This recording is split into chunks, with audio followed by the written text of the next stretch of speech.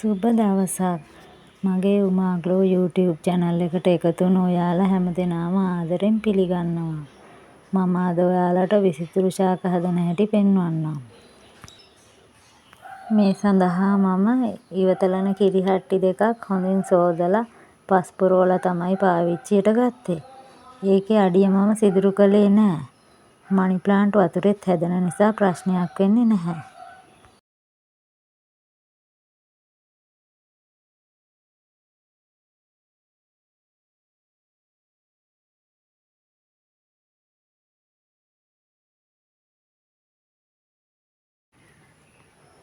දැන් මම මනි ප්ලාන්ට් අතු කීපයක් මෙහෙම තැනින් තැන හිටවනවා.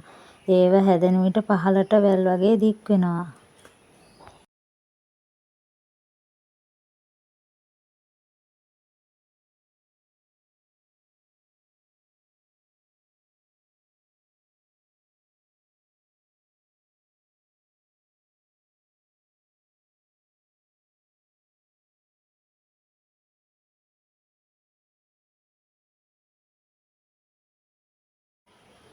මට හිතුණා ඉවතලන මේ බට කෑල්ලට සිමෙන්ති පුරවලා ඒ මත කිරි හට්ටිය තියන්න. බලන්නකො මේක හැදිලා එන විට ලස්සනට තියේවි. මම ඔයාලට ඒකත් වීඩියෝ කරන වෙලාවක පෙන්නන්නම්. මගේ හිතේ නම් දැන් ඒක පහදට එලිලා ලස්සන වෙන හැටි ඇඳිලා තියෙනවා. ඔයාලට මොනවද ඒ ගැන හිතුනේ කියලා කමෙන්ට් එකක් දාන්න.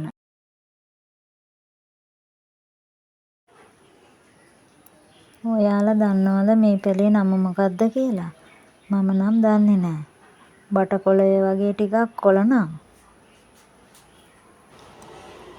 ඉතින් මම මේ මුල් ඇදලා තිබුණු පුංචි පැලේ අරන් හොඳින් සේදුවා.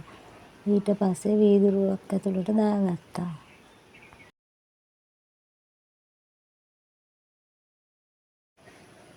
හම්බන්තොට ට්‍රිප් එකක් ගිය වෙලාවේ මම මුහුදු වැල්ල තිබිලා සිප්පි කටු ලස්සන ගල් කැට කීපයක් අහුලා ගත්තා. ඒක වීදුරුව ඇතුළට දැම්මම හරිම ලස්සනයි.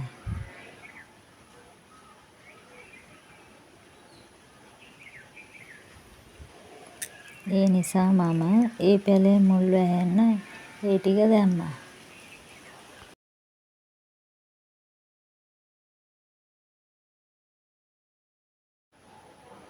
මේ තියෙන්නේ තවත් මනි ප්ලාන්ට් වර්ගයක්.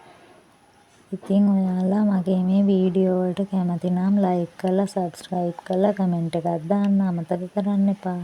මම ගිහිල්ලා එන්නම්.